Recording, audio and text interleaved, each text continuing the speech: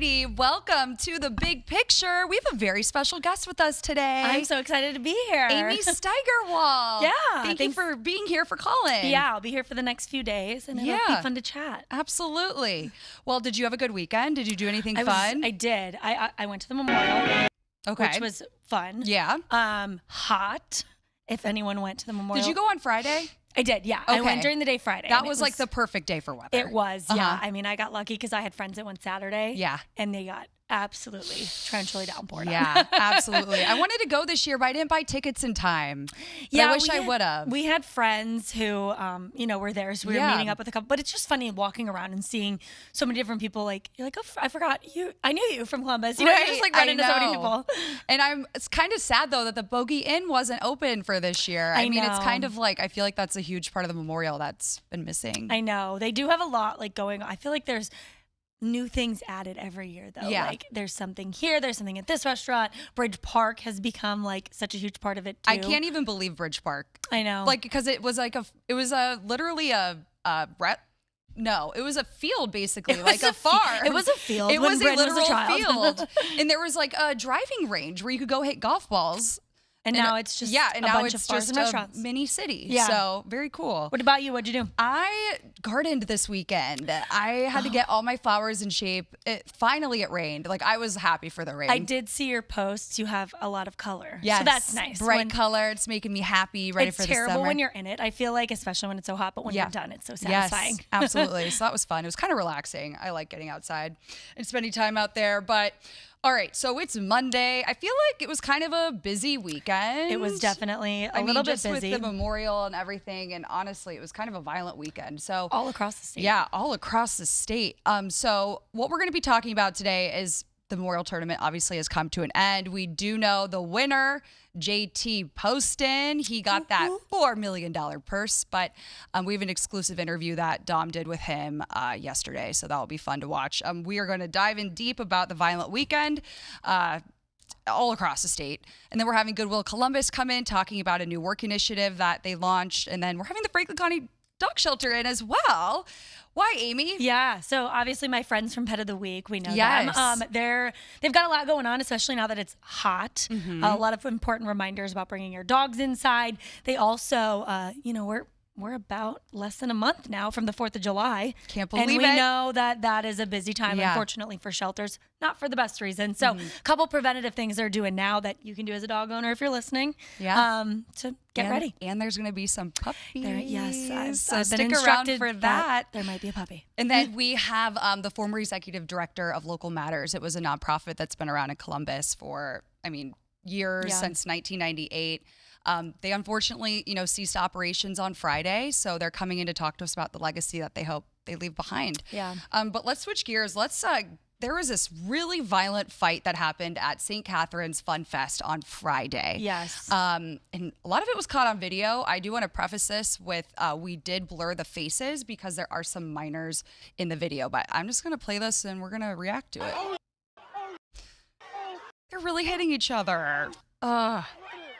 It's just disappointing because this is a festival to raise money for that church. Yeah. And look at is that police in there that I'm seeing? Yeah. I know, and then police had to jump in. Yeah, they had to shut this completely down. We know at least 11 people were arrested.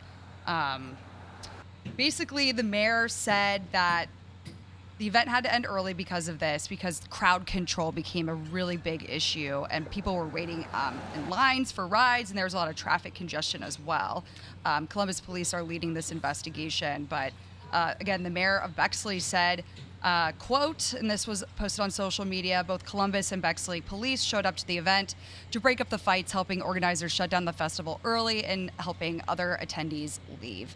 Governor DeWine, he also issued a statement about this because really, Amy, I feel like this is the start of Summerfest season, and we hear about a lot of this. I know. I feel like these are happening more often, specifically at these church festivals. Right. And it's terrible because you're right. It is something to raise money for that church, that organization, whatever it is. Yeah. And it's like spilling out into the streets. I mean, you saw a couple of these social media posts from that night. And I mean, I can imagine it would be terrifying to watch that, to like be down the street from that. Exactly. And just police have to get physical in there and like try to pull people off of each other. It's just such an uncomfortable situation to be a bystander.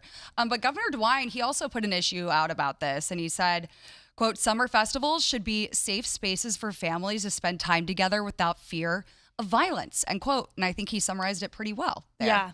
I mean, period. It's really hard to watch some of those videos too, especially because those are kids. And then Mayor Andrew Ginther, he also released a statement saying he's deeply concerned by the reports. And then it continued to say, I support their efforts to continue to assess the situation. He's referring to police.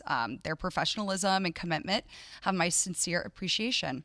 All of this ties back to, what would you like to add? No, I just think this will definitely be something that we'll have more on today. Just because 100%. How can you not? I mean, every festival that's happening this coming weekend is looking at this and saying, well, what do we need to do now? How do we not prevent what this? are we going to do? And I think a success story is Taco Fest from this past weekend. Yes. They had to move that from Goodale Park last year to Obetz for this year, Fortress Obetz. Yeah. And I think it was a success. Yeah, they didn't. I remember last year Taco Fest had not quite to the same extent, but it had some trouble at it. And moving it, it can be done, thinking about how to change things. Yeah, so last minute. That's not always an option. This is obviously at a church, and so it's different. But so, I mean, all of this comes on the heels as the city of Columbus just released their summer safety plan. They're allocating, $17.5 million in 2026 to 150 plus nonprofit organizations to help keep kids out of these situations. And it's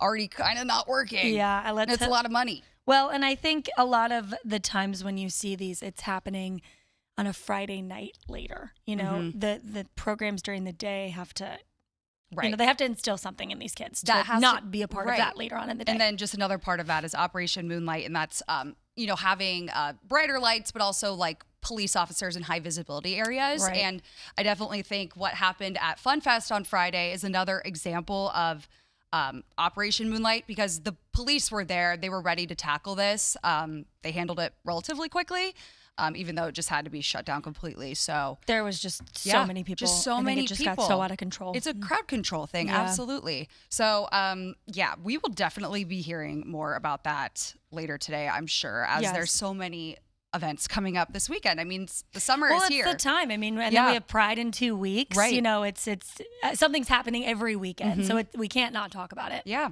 Okay. Amy, I want to talk about the story that you covered this morning. Yes. It's about funding for firehouses. Yeah, so we saw this back about a month ago when the city of Columbus, one of their fire stations, it was Fire Station 18, had an issue where the part of the roof collapsed, and there was video of it. It looked like the corner was it was in a bunk. Thankfully, no one was hurt, but still, you don't want the roof falling in on firefighters. No, oh my gosh. And so, they really had spoken up in the past about this. Dozens of work orders had been filed, and so today, you said this morning, 50 work orders. It was, I believe, it was 58. It was more than 50 in the last 3 years, which is nuts. I'm really just surprised it wasn't addressed. Yeah. So thankfully tonight it looks like there may be some movement on this, along with another fire station and a couple other city buildings and whatnot. So this is going to be something they talk about tonight. Almost $3 million potentially being allocated for these types of repairs. So I imagine that it's needed. Yeah, new roofs are not cheap. No, new roofs and they're very expensive. Right, especially I imagine for a fire station when you have all that equipment and big trucks moving in and out and stuff 100%. On a regular basis, almost every hour, probably. Right. So that will be talked about at City Council tonight, which starts at 5 o'clock. And we'll be watching that as well. Hopefully we get them taken care of because they deserve it. So you were at the memorial. I know we were talking about this a little bit earlier in our show. JT Poston, he's like, I didn't expect it. Didn't expect that either. But good for him. I mean, he's walking away with a lot more money. Hefty prize, man. Payday. So Dom Taberry, he got to speak with him right after he got his trophy. This is a really great interview. Take a listen. Well, JT, first of all, how does it feel? You played a lot of golf today. As a matter of fact, 33 holes, but you are now holding this Champions Trophy. Oh, it feels incredible and worth every hole for sure. It was a long day. It was a grind. This is a hard golf course to play with a lead and, to get it done in the way that we did, forcing the playoff, and then, fortunate enough to get it done in the playoff is just an incredible feeling. What was it like out there with the crowd and just it seemed like a buzz and how much fun was that? That was a lot of fun. That's what you play for. I mean, walking up 18 fairway and just the huge amphitheater behind the green and the crowds however many rows deep, it's a massive crowd, and we felt the energy. We felt the positive influence from them, and it's just a lot of fun. It's just to play in that sort of atmosphere and to deliver and make a birdie in regulation and then win the golf tournament is something that I'll carry with me the rest of my career. You know, I said that you deserved to win this. That round you had on that Friday, and Jack even said he didn't know what course you were playing because it was amazing, a 65. How did you do that, and you really put yourself in position to win? You know, you're right. It gave ourselves a great chance to win. The course is playing incredibly tough, but we did a great job of just kind of hitting it in the right spots, and I made a ton of putts. That's kind of the only way to do that in those conditions. And I was telling Jack, I believe Saturday, that it may have been one of the best rounds of my career, and so it probably is the best round of my career at this point. So just incredibly proud and obviously a huge confidence boost playing in those conditions, and to finish it off with a win is amazing. As mentioned, 33 holes. You had your baby with you, and now you've qualified for not only the U.S. Open but the Open Championship. Yes, those are the ones that we want to play in and win. Those are the big ones, and this is always a major type test, and I feel like it's a huge confidence boost, and I'll certainly carry this week with me into those weeks, and try and get it done one of those weeks as well. Last thing, the greatest golfer of all time is there to shake your hand. You're with your baby. Just what was that like? Pretty surreal. I mean, I've dreamt of doing that, and since I started playing golf, and just I've watched it over the years on TV, and I'm not sure I've ever walked off 18th green after noon until this year. So just incredibly proud, and it's a surreal feeling just to be able to shake Mr. Nicklaus's hand and to be holding this trophy. Can't wait to get back next year. Can't wait, yeah. Alrighty, that was JT Poston, the winner of the Memorial Tournament. Joining us right now, meteorologist Justin Gertz. This was a crazy week for golf. I mean, it was raining, then it was sunny, it was hot, then it was rain, muddy. and then there were trees on the course. Yes. Oh my goodness, yeah, no, and it's normal to have rain at least one of the days of the tournament. I mean, we're late May, early June, whenever it's happening, but those storms on Saturday were just pretty rambunctious. It was Yes. intense. Yeah. We were driving during that, and it was intense to drive through. So I imagine being on the course, like seeing all that. Not for Wild. me. And now it's like we're in a massive warm-up, like 90s today, Justin. Yeah, it's going to be, we're going to be looking at feels like temperatures, probably mid-90s for a time this afternoon. Actual high, probably about 89, 90 or so. And we may see an isolated shower storm pop up this afternoon. But the general theme for the week is going to be warm and humid. I think the heat's probably going to peak on Thursday, looking at a high right around 90 that day. But it's going to be pretty darn humid. So heat indices may get as high as the upper 90s during the afternoon on Thursday. So it's going to be just one of those real sticky sorts of situations. So tomorrow's not bad, low to mid 80s. I think we're going to have enough clouds around to kind of temper the temperatures a little bit. But it's still going to be humid. So it's one of those, it's like you step out, it's like, oh, the temperature's not bad. But you just feel like you have to like shake it off as soon as you step outside, It's like when that kind of thing. it's the weather where you step outside and you feel like you need to jump in a pool immediately. Yeah, For pool me. sounds great. Justin, thank you so much for coming on. We appreciate it. Okay, and here's a little reminder. Practice heat safety wherever you are. Job sites, people who work outside, you gotta take breaks and keep drinking water. If you're indoors, check on, your neighbors or anyone you know who may be sick or does not have AC, that's really important. Vehicles, never leave your children inside or pets unattended. That is very serious. And if you're going outside, especially if you're walking the dog, make sure you do it in the early morning hours. Now those like cars have reminders, which is nice. Oh yeah. They like beep and stuff. Even I recently got a new car, and when I have things in the back, it'll beep at me they're not kids or anything like that, but I'm like, oh, that's nice. That it's so helpful. Extra, not that you should need a reminder, but reinforcing that for safety. 100%. All right. Well, coming up next, we are staying in the realm of the Memorial Tournament. So we're going to take a quick break and we'll be right back.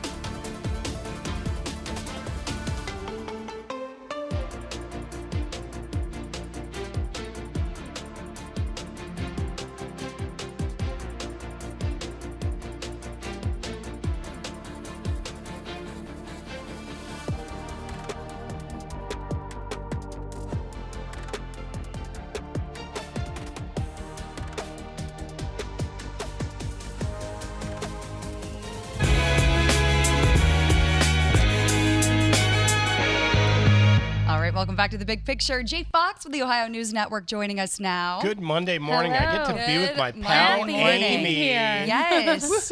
Jay, we love having you, but on a serious note, a really serious mass shooting happened in Toledo over the weekend.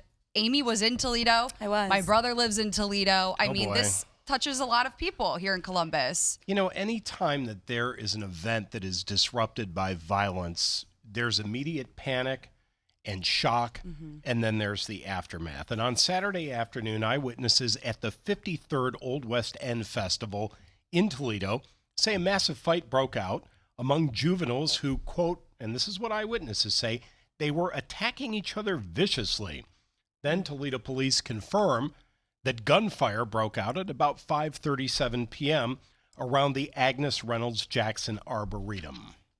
Now, this is a nice area. It's a very nice area, And absolutely. It's, again, just kind of another situation, I feel like, kind of relating to what happened in Bexley with Fun Fest. It's just like too many people, too rowdy, I guess. I mean, the good news is that no one was injured in Fun Fest in Bexley, but 12 people ranging in age from as young as 14 that number to really 61 were injured.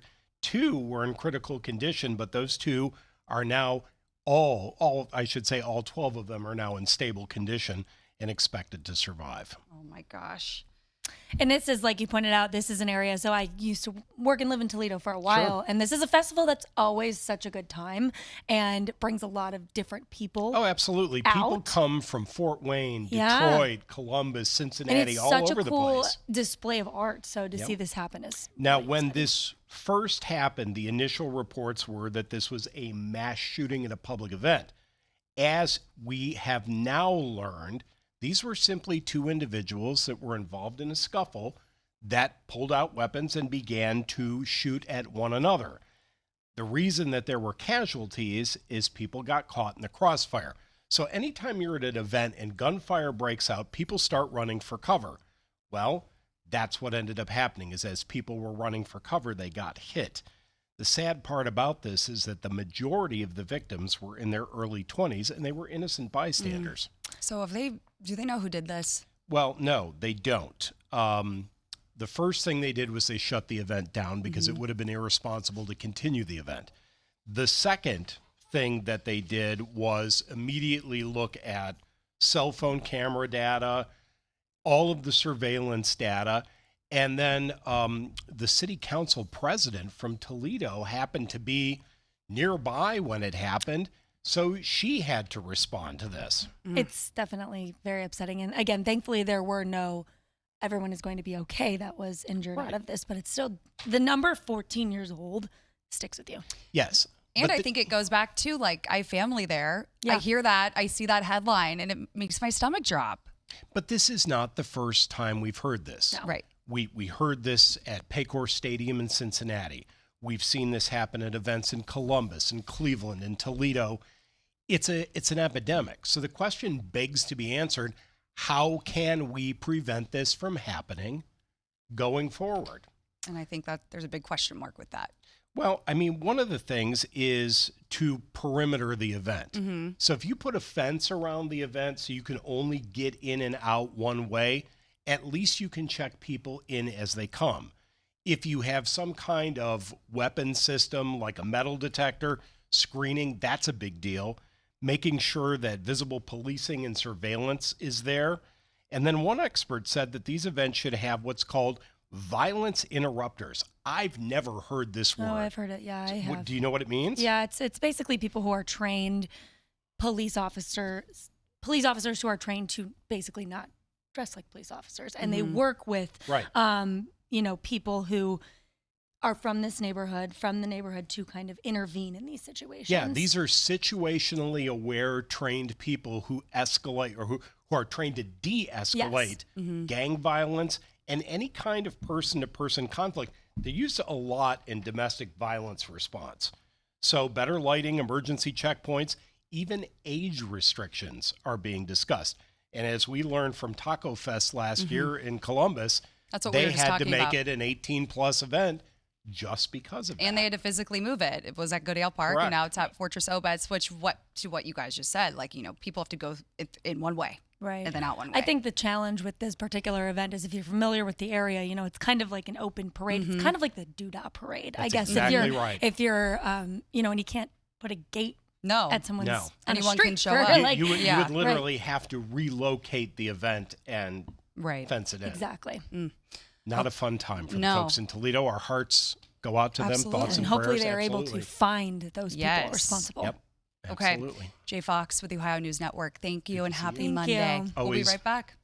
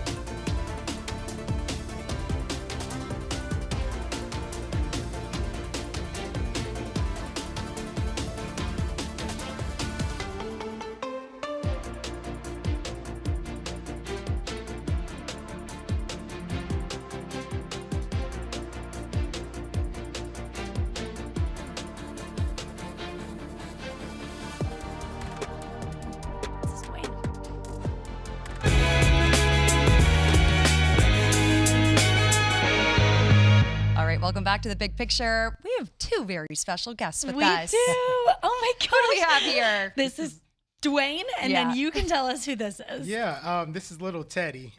He Little is Teddy. a ball of energy. We had Oh my to come gosh. back and we had some heavy topics before Yes, this, so we we wanted did. to lift things up. We got to lighten the mood a little bit. Well, this is a time of year for the dog shelter where you see a lot of dogs. I mean, the 4th of July is around the corner. Where are you guys at with capacity? Yeah, so we have about 200 plus dogs that are available for adoption, and close to 100 that are still stray, looking for their owner. Some of them have microchips, some of them don't, but it's most definitely helpful. Yeah, and I know that it's obviously, we were talking with Justin, our meteorologist, before this. It's getting hotter. And Yeah. I imagine that is also a concern you guys have when it comes to getting dogs off the streets, that may be out there. We don't want them overheating. Yeah, that's heat stress, heat stroke, just like in people. Dogs experience that. Their paws too, because they're bare paws, just like if we're Right. walking outside with our bare feet. I know. Yeah. You don't think about that, but then Exactly. you It's think too about hot it when for you them. compare it to your Way own too feet. hot. I do love seeing dogs in little shoes. Little booties. Does your dog have any little booties? He does. He walks like a little weirdo in them, Yeah. but they work.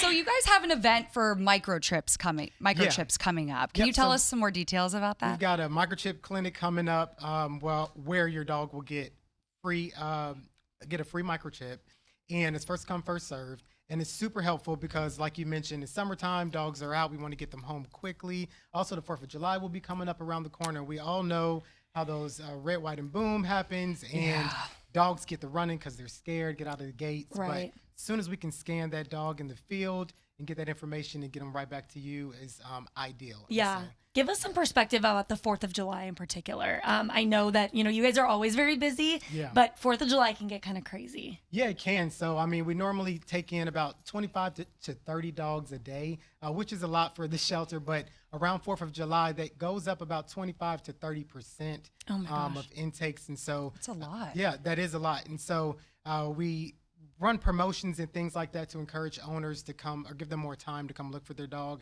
And so we get to see more dogs running loose. Again, they're scared. They get out of gates, jump out of doors. Some of them jump out of windows and things of that nature. So it's good to secure your dog into a room. Make sure that their license and collars are up to date Updated. with that microchip too, because we all know that dogs, we take off their collars, give them baths and things my like gosh. that. But that microchip lives in between their shoulder blades, and it doesn't move really at all from under the skin. How better are you able to match, a dog that comes in microchip versus a dog that's not microchip to owners? Yeah, it's much quicker because, again, that dog license has to be displayed on their collar, and a lot of dogs don't have their collars on.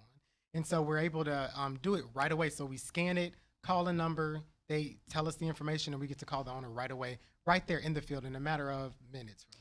So I had a dog growing up, Pumpkin, rest in peace, Oh my but he goodness. hated fireworks. Yeah. What else do you recommend pet owners do to ease their pets and make them feel a little more comfortable when they hear Red, White, and Boom in their backyard? Yeah, I mean, you can put them in a room, a comfortable room, put on some nice quiet sounds, like sounds you use to go to sleep.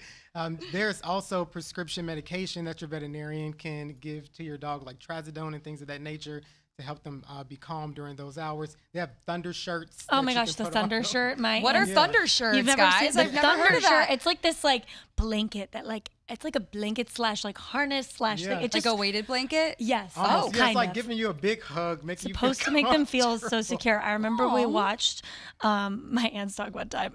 She had a thunder shirt, and my dad did not know about the thunder shirt, and my mom did not communicate it properly to him. And he was like, "Oh my gosh, she was up all night." My mom goes, "Did you put on her thunder shirt?" He goes, "There's a shirt," and I was like, "Yeah." To So it solve does the make a problem, difference yes, if you were it wondering in some dogs. Now, is this little puppy up for adoption?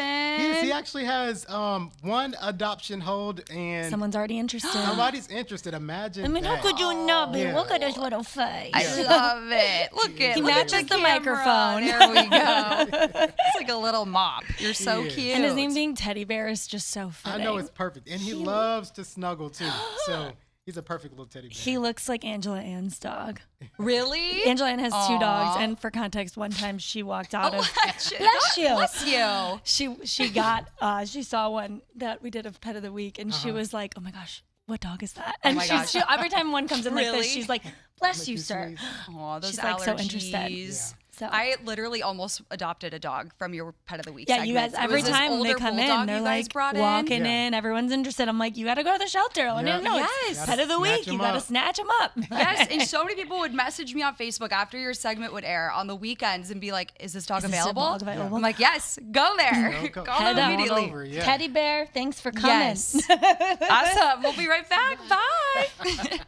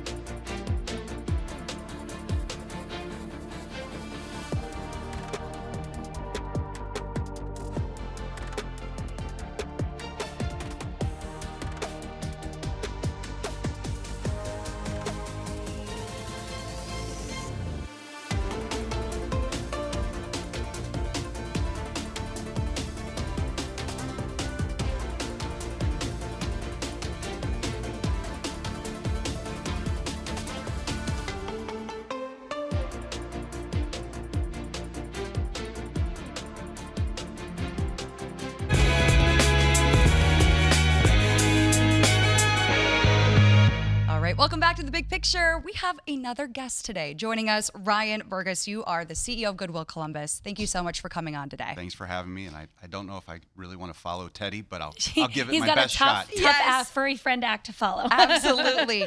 Well, this is a really, really cool story. Talk to me more about what happened on Thursday, June 4th, with your wire cutting. Yes, so we launched our solar installation training program. Okay. We call it the Clean Tech Accelerator, but in normal language, it's training people to install solar panels on residential properties as well as commercial properties. It's a very much in-demand occupation, and that's why we're excited to build a training program around it. Yeah, I feel like you drive by places now and you see the solar panels and it really does almost attract your attention. Yeah, that's So right. it's definitely in demand. I guess what sparked the idea for this? Where did this come from? Yeah, well, the demand, you mentioned that the industry is looking for, especially here in Central Ohio with all the growth that we have. But our national parent, Goodwill Industries International, they partnered with a couple other organizations to bring the resources and the expertise to help us build this program out. So it was driven by industry demand, but also our national organization was instrumental in bringing partners to the table and allowing us to put this in place. And we're looking here that you guys have, you promise you have graduates ready and they immediately almost start working, it sounds like. So this very first cohort we had 11 students, and 8 of them, their final day, they had job offers. Oh my gosh. So just remarkable. And these are wages in that industry. They're making about $25 an hour, so a solid wage. And they receive this training over 4 weeks, a short training period, because the folks we serve, frankly, they don't have the time to take a semester off and go back to school. They might be working another job or raising a family. So it's a 4-week program, gets them in, gets them out, gives them an industry recognized credential. And yeah, 80% of our first class had immediate job offers, and the other 2 are interviewing actively, and That's awesome. we're very optimistic they'll find a position as well. So many people may not think of Goodwill as being a workforce pipeline, but talk to us more about how you went from retail to this now, and there's so many opportunities for people. Yeah, no, thanks for asking. So I'll give you a little quick history lesson here. So Goodwill was founded in 1902 in Boston by a Methodist minister. His name was Reverend Edgar Helms. He was serving the south side of Boston.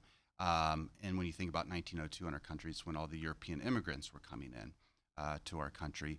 And so the Reverend Helms had an idea that instead of just giving items to the individuals who were coming, who needed help, he said, well, wait a second, maybe if I sell these items, I can generate enough revenue and build a more sustainable model. So he took burlap sacks to Beacon Hill, a wealthier area in Boston, collected their items, he would sell them, and then the revenue that he generated supported these job training programs for immigrants that were coming into the south side of Boston. So in many ways, our business model is the same. Our stores, and that's how most people know us, is because of our stores and donation centers. The revenue we generate from the stores helps us or helps support our overall mission. And we want to do that, or we say we want to help people build lives of possibility and purpose. And we do that in a lot of different ways, but our stores help generate a lot of revenue to support those programs. Do you see this program getting bigger over the next couple of years? That's a good question. We'll see. There's a lot happening in that industry. It has been growing. Employment has been growing about 10% year over year since 2018. There's about 8,000 solar jobs in the state right now and about 250 solar companies. So we believe it's going to continue to grow. Energy is front and center right now for our country and for our region. Everybody's talking about gasoline prices, data centers. It's all about energy. So we think we're on the front end of this where we can help individuals move into a growing industry. For people who may not have a college degree or a technical background, what is your one selling point for this program? Why should they get involved? Well, the demonstrated employment. Like I just said, if you do this, there is the demand to hire you. And then again, the wage level is strong at $25 an hour on average. We can give people good jobs, help them get good jobs. So, I feel very bullish about this program. You said 8 have already graduated? Yeah. What are their ages? I think out of this class, they were on the younger end, 20s, early 30s. Okay. But that's great. Yes. No, it's That's it's definitely, wonderful. I feel like, the workforce, the age group that needs to be targeted now. Yeah, that's right. And you mentioned no degree is required. Across the country, when in Goodwill's programs, 87% of the individuals we serve have a high school degree or less. So we're really working with folks who are looking for a way to get back into the labor force, to pivot from maybe one career path to another, and do it in a short period of time. And I think one more thing too is somebody for this program. I think you have to enjoy working outdoors. Yeah. It's hands-on. So our training that we have is very intensive hands-on training. But you do have to like to work outdoors, and you have to want to go up a ladder and work at heights as well. So I probably wouldn't be the best for that. I was going to say, I don't think we are, but there are people out there that love that. That love them, and we need everyone to do a job. Yes, like we need that. Exactly. And traditional college and all of that is not for everyone. And there are good paying jobs out here. That's right. There's just been such a shift. It's a cool program to see. Yeah. What else? It'll be interesting to see where it goes. Yeah. I've been at Goodwill 5 years now, and I enjoyed probably one of my best moments a couple weeks ago when we had the graduation ceremony. One of the students, after he received his certificate, came up and gave me a hug. It's one of the best hugs I've ever received in my life, but it meant so much to him. He was recently homeless, and this was a way to get back into the labor force, and he could not be more grateful for the opportunity. And so that is a moment I will always remember. But that's what we do at Goodwill, that we're helping people get to their next best. That's amazing. Yeah. Ryan Burgess, thank you so much for coming on today. Yes, thanks we for want to having have me. you back. Yeah. Let us know what else is coming up next, okay? Thank you. Thank you.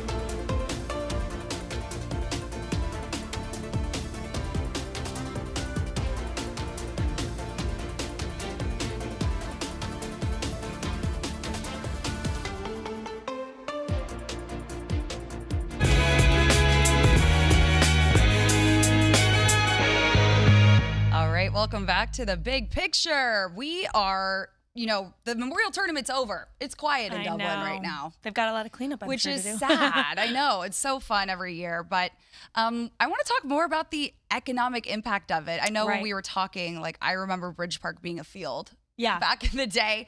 So much has changed. So joining us right now, we have the Director of Economic Development for the City of Dublin, Jeremiah Garcia, joining us right now. Hi, Jeremiah. Can you hear us okay? Yes, Bryn, good morning. How are you all today? Good. How are you is the question. Are you tired? Oh, we lost him. All right, live TV, guys. Well, I imagine they are busy and they had quite the weekend. I know. If he pops back in, I'll pull him back up. But I just wanted to ask him, how successful was this year so far compared to the years past? Because I feel like this was, the 50th year, the 51st.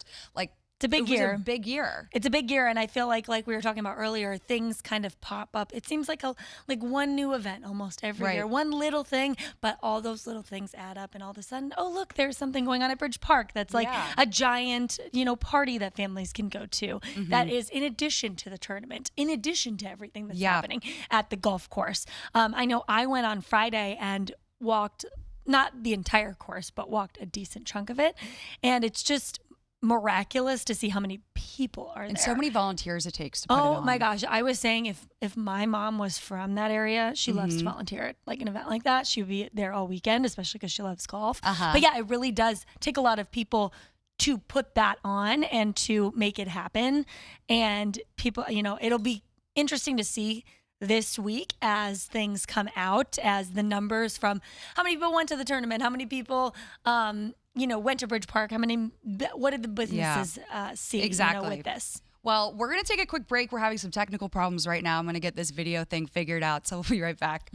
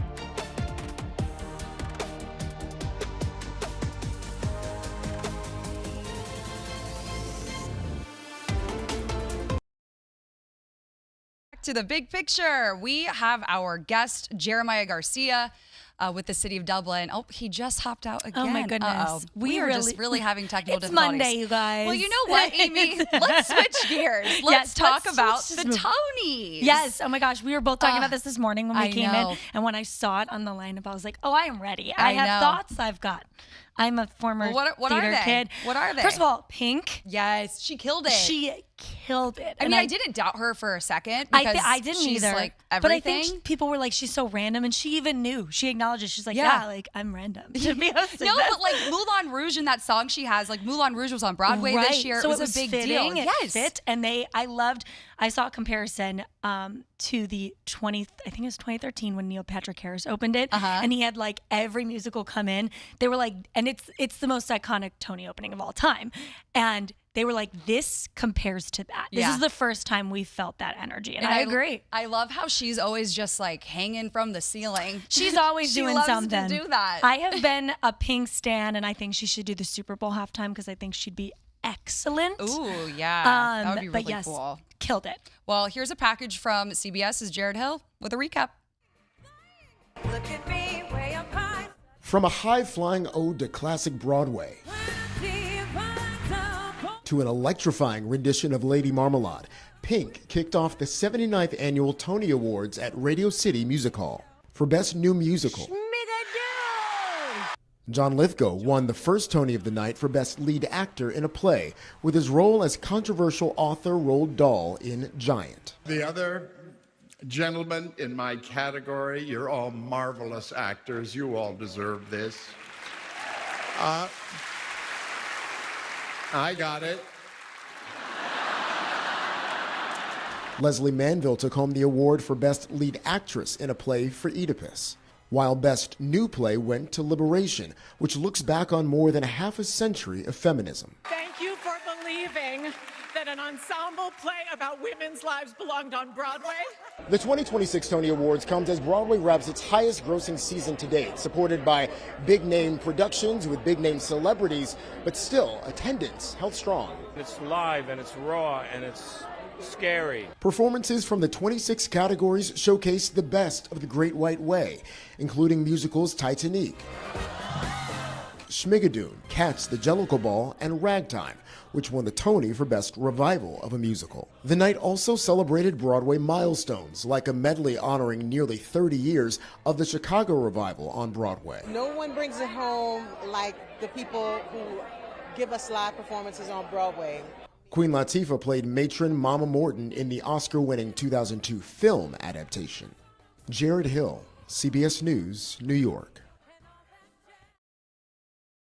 Look at her, Pink. I know. Oh my gosh, it was amazing. So she looks incredible, and she looks so fitting for that role too. Like, is this foreshadowing? I know. I don't know. Ooh, you heard it here first on the big picture. If it does happen, I'm clipping that. Now let's switch gears. We're talking America 250. Yeah. So the Smithsonian Castle, they're reopened. They're going under a lot of renovations right now in the nation's capital, but they're opening to the public for America 250, and there's so many cool artifacts. I think in a there. lot of people, are getting nostalgic just because it is obviously a reason to get nostalgic for America 250. But you're right, looking at those artifacts. Yeah. It's interesting. And here's another package. And you can see this exhibit until Labor Day, and then it closes again, to continue those renovations. So take a listen. Completed in 1855, the Smithsonian Castle was the institution's first building and is still considered its heart.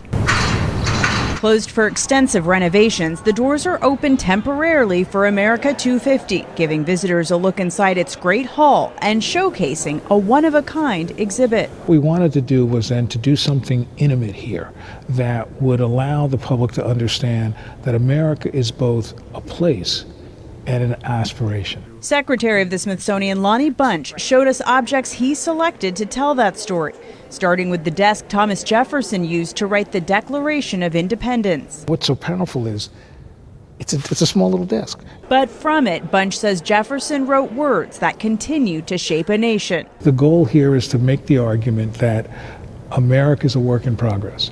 Items in this room showcase that progress, including this early model of the Statue of Liberty gifted to Congress in 1884. As a symbol of friendship, but also as a symbol of America abolishing slavery. Also on display, a microphone from FDR's fireside chats, Thomas Edison's light bulb, and Amelia Earhart's flight suit paired with Sally Ride's spacesuit. I love the fact that basically she is standing on the shoulders of Amelia Earhart, and that in essence, the strength of America is that people like that can break those ceilings. Mementos of the country's history that visitors can see up close. Especially in this day and age when everything is so focused on technology and getting information in an instant, it really is just our time to go back to our roots. Inspiring reflection on how it all started 250 years ago.